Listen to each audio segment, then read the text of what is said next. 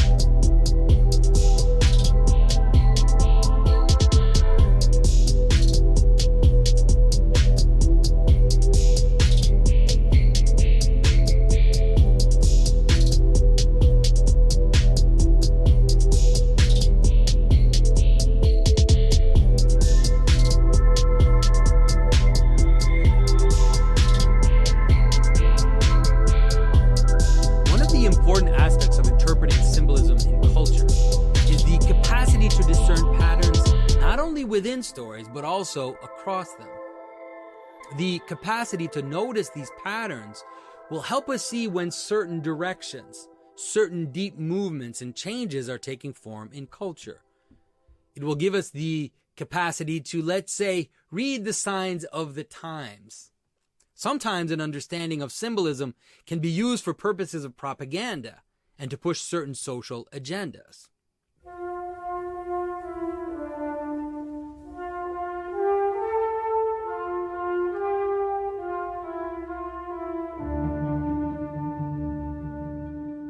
This is Jonathan Pajot. Welcome to the Symbolic World.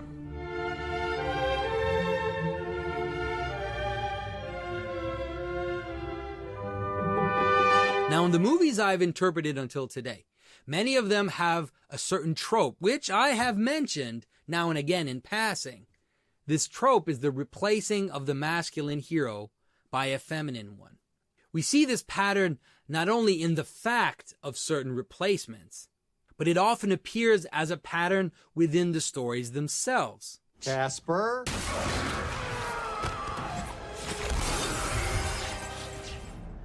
He wasn't really Ghostbusters material. So it's not just that there are more lead feminine characters in stories, which could have been, an opportunity for good storytelling. But it is the very act of supplanting and replacing which is often shown as a story trope. And this trope becomes boldly apparent, especially when we see this pattern appear across several movies. The pattern can take a variety of forms. It can appear as a strange play on the masculine virtue of wanting to save others. Though now, the male character sacrifices himself in order to make way for a feminine character which replaces him. We see this, for example, in the movie Logan. Wolverine sacrifices himself to make way for his female clone. There is also Kay in Blade Runner 2049, giving up his place as the son to make room for the daughter. You imagined it was you. Oh, you did. But there are many other such scenes in several movies. Sometimes the masculine character will be humiliated and made to look useless. Our plan, Captain? Not Commander, right? Wasn't it Leia's last official act to demote you for your dreadnought plan? But there are several occasions where the masculine character will willingly get out of the way to make place for a feminine replacement. In the final scene of the movie Mad Max: Fury Road, after tossing the dead body of the tyrannical father, Max presents the female lead to the people, who clamor for her. And Max then gets off this escalating elevator in order to let all the feminine characters ascend to replace the toppled authority. In these movements, one sees the raw power play that is happening in the cultural narrative. It is not about parity, about equality and all those virtues. Rather, the current social move appears as revolutionary. It's about inverting the traditional hierarchy, putting it upside down. At first glance, there are those who might cheer to see such a replacement. It's about time that women make room for themselves. But things are not always what they seem. By simply filling masculine social tropes with female characters who embody those very tropes, it might not so much be an elevation of the feminine that we're seeing, but rather a blind attachment to masculine qualities as the ones that truly matter. As if being on top, as if being physically strong, a warrior and a leader is somehow more virtuous than beauty, than the caring and intimate connections of our private realm. There have been very powerful female characters who embody the feminine in profound ways. For example, Galadriel in The Lord of the Rings has been a perfect type. She disarms men by her depth of vision, by her insight, by her beauty, her grace. And even in her terrible moment, she shows us the terror of the feminine, that she could be as terrible as the dawn, as treacherous as the sea. All will love her and despair. Such a character is far more engaging and encompassing than simply making the female character a feisty badass who, it turns out, is a better fighter than all her male counterparts. Characters like Galadriel, but also the wonderful and rich female heroines we find in Miyazaki films, take into account the whole range of human emotions and activity, which is primordial in understanding what it means to be fully human, male and female. Once we see, though, the pattern of replacement, we can then begin to understand the storytelling choices made in recent movies as soaking in an ideological zeitgeist, we could say. So, for example, it would not have been difficult to have Luke Skywalker in The Last Jedi return to the Resistance in order to lead one last grand show of heroism before passing on. But having him appear only as a mirage cut that hope short and crystallized the ascension of Rey, who had already been shown to not need a man. Stop taking my hand! And is constantly shown upstaging the already established masculine character. You're afraid. I bypassed the compressor. Now, I could have analyzed many movies in order to give a detailed symbolic understanding of what is happening. But I thought that one scene from the recent movie Wonder Woman encapsulate the structure most succinctly. So the scene is happening in a village. The movie has already set up that this village is a kind of microcosm of what is happening more broadly in the war. So after clearing the village of all the enemy soldiers, there's still this sniper shooting people from the church tower, which looms above the center of the village. The fact that the sniper is at the top of the church is very important in terms of symbolism.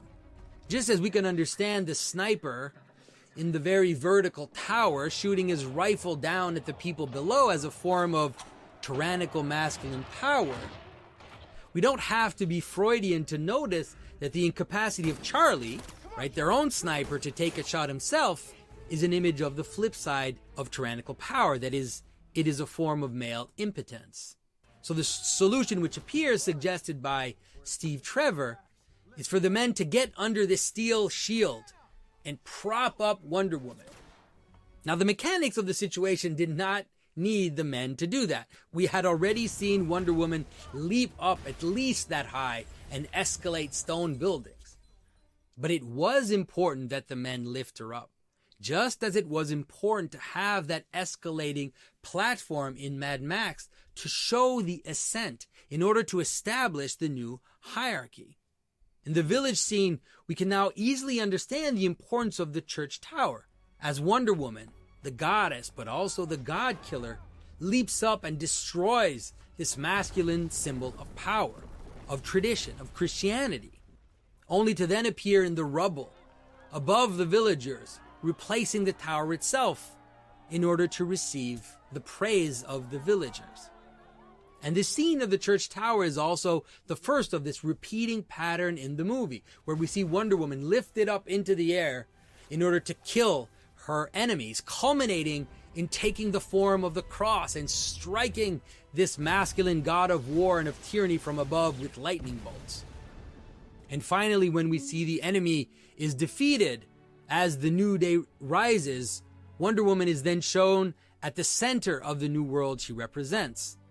A world that believes in love, as the German soldiers suddenly forget their violent ways and start to show camaraderie even with their former enemies. Now, there are two things to understand. One is that we have to be careful. We have to be careful not to reduce our vision to polemics, as many have done. We cannot reduce the movies to this trope. We must not be blinded by politics. We always need to stay clear-headed enough to see the symbolic patterns appear where they appear.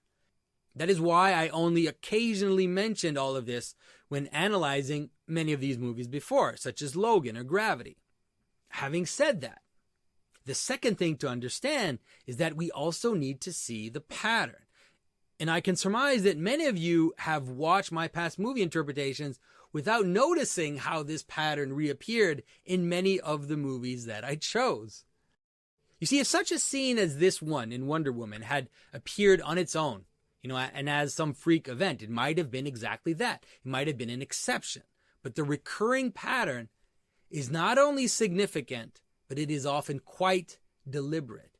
And it is being cheered by certain factions of the political sphere.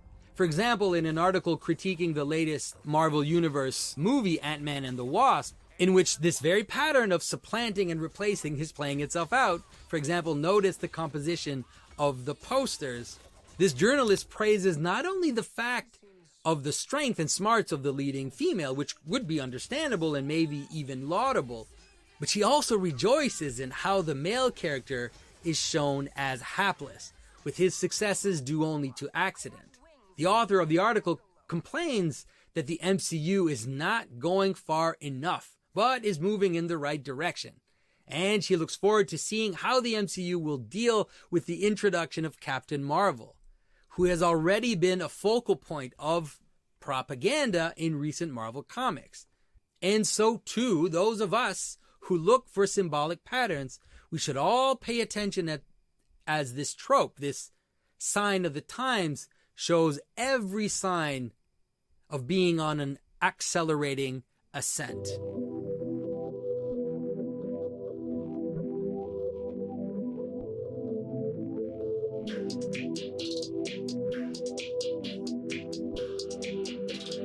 Big addition, I can go.